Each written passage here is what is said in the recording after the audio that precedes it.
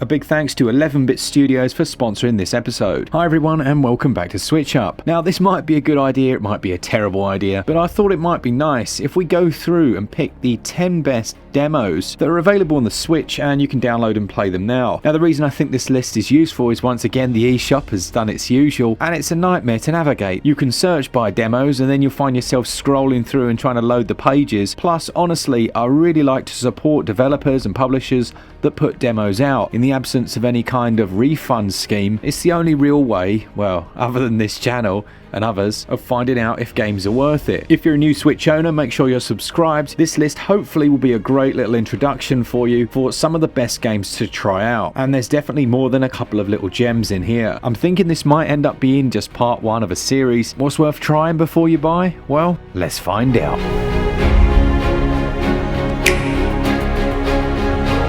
First up, we've got a game that I absolutely adored and it was Moonlighter. Now this demo includes the first dungeon to the first mini-boss. It's not timed, you can play it as much as you want, and your village progress is only really limited by the fact that obviously it only has that one first boss, but you can play for as long as you like. Also worth noting is your saves will be transferred over to the main game automatically if you do purchase it, and it's a beautiful blend of dungeon crawling, collecting loads of loot. It has that action RPG combat, and then you return to the village and you list items in your little shop. You open for business, sell as much as you can, try and make as much profit, and then head back into the dungeons. You don't have to beat the bosses each time, and trust me, you probably won't. And as you go throughout the game, you'll gradually build up the town, and it's a title I cannot wait to see what they do with the sequel. I think there's the potential here for absolute greatness, but I'd strongly suggest checking out Moonlighter. We do have a full review of this one, I'll pop a link to that in the top pinned comment.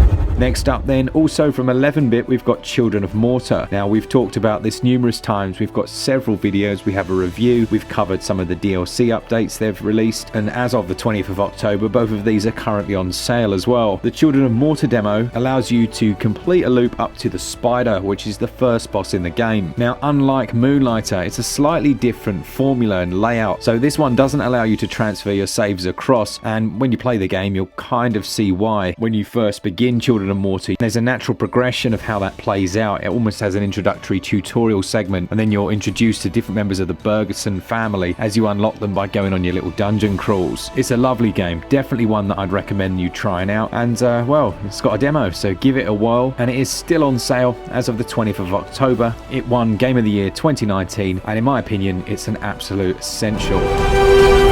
Next up, one we reviewed quite recently on the channel, and it's Ultra Age. This is a fast-paced action game that has some interesting combat mechanics. You essentially have different blades which can be assigned to quick triggers, and they're effective against different types of enemies. One will absolutely annihilate biological ones, whereas conversely another will be good for fighting against robots. Believe it or not, Ultra Age was created by just 3 Chinese friends who were big fans of the best action games and wanted to create something all of their own. We reviewed this one on the channel and I thought it was brilliant for what you're getting. Visually it's a bit of a stunner, it performs really well, and I just thought the boss fights were really well thought out. The demo then offers you a good slice of the action and will allow you to get to grips with that weapon switching mechanic. Certainly one for action fans, and it has a bit of the Final Fantasy aesthetic about it.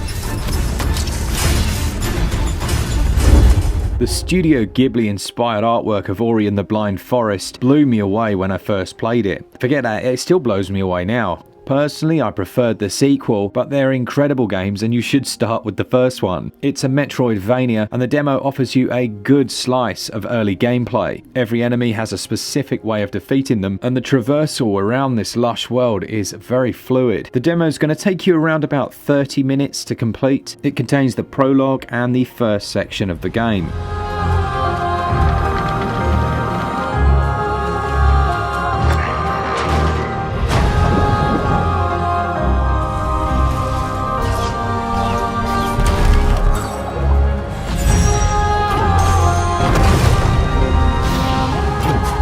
Probably the biggest demo of all of them on this list has to be Dragon Quest XI's. This was a stunning demo. Oh, it wasn't even a demo really, it was like a tenth of the game. Takes you around about 10 hours to finish. The demo carries over to the full release if you go for the purchase, and starting from the beginning it really does hook you in. 10 hours is more than enough to realize how damn good this game is. It's a JRPG in the classic sense, but the Switch version blew everyone away. The performance is incredible. It looks lush in docked and handheld modes, and there's the ability to switch between 2D and 3D. You can play it old school or with the modern 3D graphics. At the moment my daughter's playing through this for the first time. It's her first big JRPG, and just the look on her face, it reminds me of when I first got my N64 and I sat and opened up GoldenEye. She is just so enjoying it. Well worth checking out if you're considering a JRPG and you want a good taster before you dive in. When Ghost Runner first came out on Nintendo Switch, I destroyed it. I just tore strips off of it. The performance was a joke. It looked terrible. It was making my eyes bleed. But since then, the developers, as is so often the case, have gone back and they've worked really hard to bring it up to finally a decent level. I went back to it in the most recent All Patched Up episode, and yeah, it's night and day different compared to what it once was. The demo gives you a good slice, oh that's a terrible pun, of the katana-wielding cyberpunk parkour action game, and it gives you a good idea of how the game plays out. There's a few different sections that essentially act as sandboxes that you need to clear. One hit from the enemy and you're dead, but you can hit back their shots with your katana, slow down time with a bumper button, and spring from surface to surface. Once you get good at this game, it just feels delightful. But I would say it's one that's not going to appeal to everyone, so trying a demo out would be ideal. Next up, we've got Greek Memories of Azure. This demo will take you around about half an hour to finish, and it offers you a good slice of that gameplay. Now, if you're not sure about this one, it does have a mechanic where you have to switch between your two protagonists, and some people found that a little bit clunky. Now, I thought it was fine, and our reviewer also really enjoyed that, but I certainly agree that it's one that would benefit from a two-player co-op mode. This demo does a good job of allowing you to get a taster of what that gameplay feels like and those mechanics. There's some puzzling, platforming, and a little bit of combat thrown in here as well. Be sure to give our full review of that one a look if you're interested.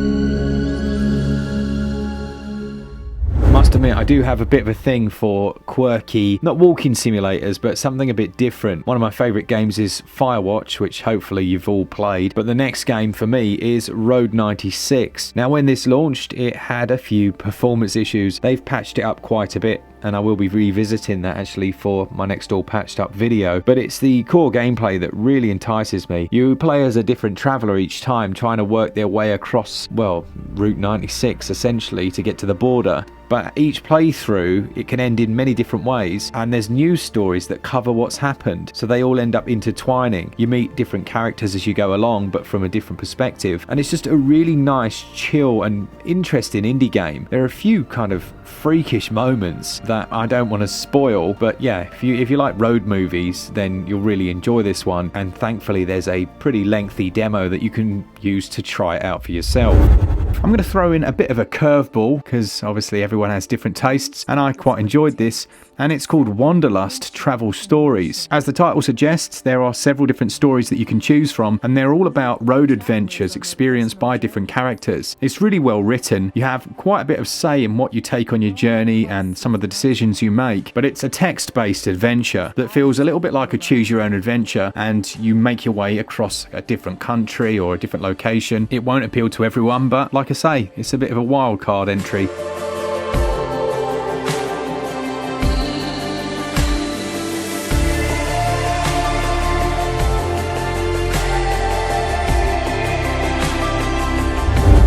Finally for this episode then, and yeah, I think this could make a pretty decent series. I don't know, let me know in the comments. We've got The Tourist. Now, The Tourist was a great game. I compared it to Little Big Adventure. It has that same kind of quirky nostalgia about it. There's lots of different characters on small islands, and as the title suggests, you start out as just a normal tourist and you end up solving some mysteries. It has that emergent gameplay where you'll sometimes be doing something like a bit of water skiing, only the next minute to be having a beach party. I was a little concerned before it released about the visual style, but actually it looks great. great. Everything has that diorama look. It's almost like everything's miniature. I think that's due to the shallow depth of field effect that happens on the edge of the screen sometimes. But yeah, it's really nice. Very relaxing game. I love this. It's quality. There's a bit of platforming in there as well. Some boss fights, but they're generally using your head rather than frustratingly difficult, and definitely worth checking out on the demo. Alright, so that is it. That is the end of the first episode of our, I don't even know what I'm going to call this, whatever it says there on the thumbnail. And as I said, a big thanks to 11-bit for sponsoring us so that we can do something a bit different. Do check out those demos and also the reviews of those games, which will be in the links and description and wherever else I can put them. And a thanks to all of you, including our patrons. You guys support us every single month and it does not go unnoticed. Thanks to all of you that watch the channel, and as always, for all things Switch, all the time, keep it Switch up. Cheers, guys. See ya!